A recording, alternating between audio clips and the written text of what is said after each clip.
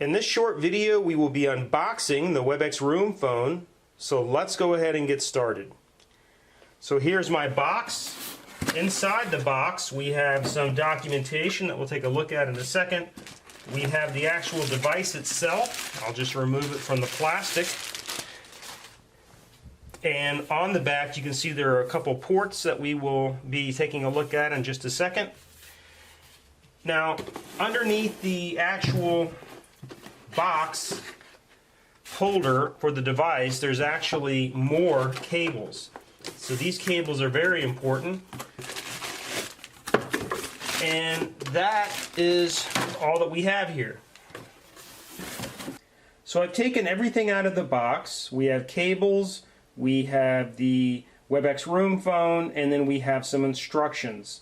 So there are 3 cables that come with the device. One is an RJ45 cable. This will be for a PoE deployment. Or you could use a power injector in conjunction with this. This plugs right into the back of the Webex Room phone. And then we also have 2 HDMI cables.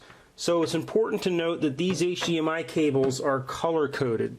So you can see this one has a blue color code, and the longer one here has a red color code.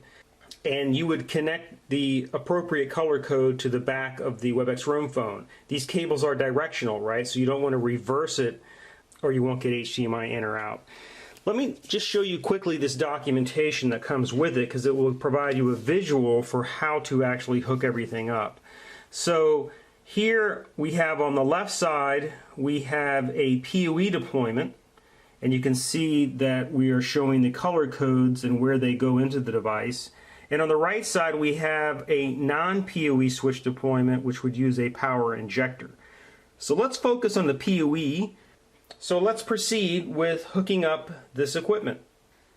Let's hook up our cables. So I'm going to lift the base of this up just so you can see the color codes. You can see in the far left, we have a blue color code. That's going to be for my HDMI in, and you can see there's a little icon of a PC. The center is my RJ45 port, and on the far right I have a red color code, and that represents HDMI out to a monitor. So I typically, like to hook the RJ45 port up just to get the device powered on, and then I also like to do the monitor port first. So I'll hook up the RJ45 port. So we have that hooked up. Now I'm going to insert my red cable that's going to be to my monitor. So I'll put that in. And now the last thing I'll do is hook up my HDMI in for my PC. Of course, I can share wirelessly. So this is really as a convenience for users who may not want to share wirelessly and they want to use a physical cable. Okay, so now the device is booting up. Let's take a look. And so now my device is booting up, and you can see we have my HDMI out going to a monitor. We have the RJ45, and then I have the wired cable for a PC. And let's just give this a few moments to boot. Okay, let's go ahead and get started here. We will just walk through the wizard, and I have some network information here, and this is the key screen where I can enter and activate with Cisco Webex or Cisco Unified Communications Manager, or both. So the choice is yours. So we're gonna do all of them. So first thing I'm gonna do is Webex, and I have already generated an activation code for this workspace.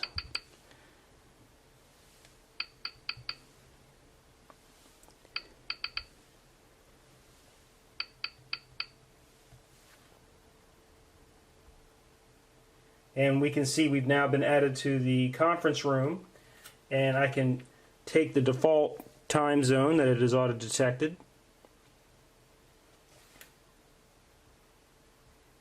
It's now registering, and now you can see the little green bubble indicating that I am registered. So if I wanted to, I could call it good and move on, Or I have the option to add UC Manager, and of course I could add UC Manager later on down the road, but let's just go ahead and add UC Manager. Now if it sees the DHCP option 150, it'll populate it, but it doesn't see it because I'm not advertising it, so I'm going to go ahead and manually type it in.